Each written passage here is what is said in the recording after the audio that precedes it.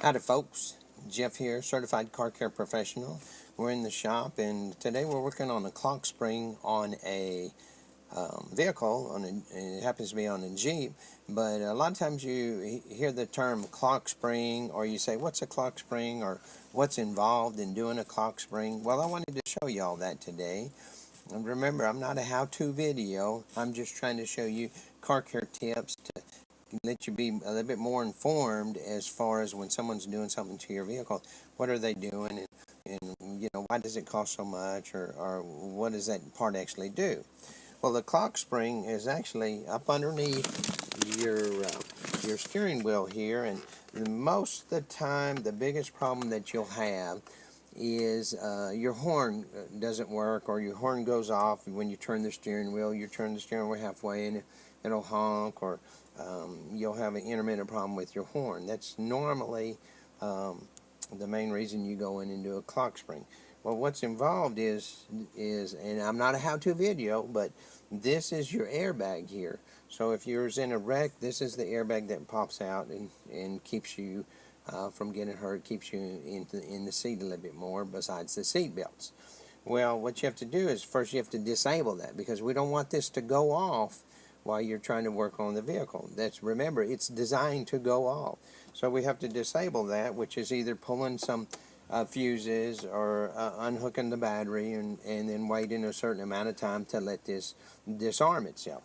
And once we do, behind here there's some bolts and stuff, and of course I've already taken this all loose, and as you can see, this bottom piece here is where all the controls and the actuator and stuff is. So we always want to keep the airbag up like this. So if it is going to accidentally deploy, it's going to pop up in the air instead of blow itself up in the air. If we turned it this way and it was to go off, it would just go flying up that way. This way, just the airbag would come out. So we always get it like this, and then always put it on a flat surface away from where we're working. And of course, I'd already disconnected all this and taken the pins. And anytime you have to pull a steering wheel, there's all kinds of special tools to pull this. And of course, I've already done that. And then we have to feed these wires out through here. And we move this out of the way.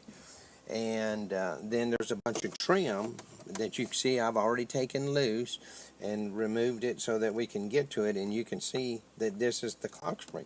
And the biggest thing that we have to do when we're dealing with the clock spring, besides disable the airbag, is to not move the steering wheel. Because they call this a clock spring because it's actually clocked to the position of the steering wheel. And so we actually have a new one right here, and you can see, let me move the wires, and I'm going to hold it this way, and then you can see there's actually a pin in here that keeps this clocked, keeps it at a certain position until we get the old one off and the new one on.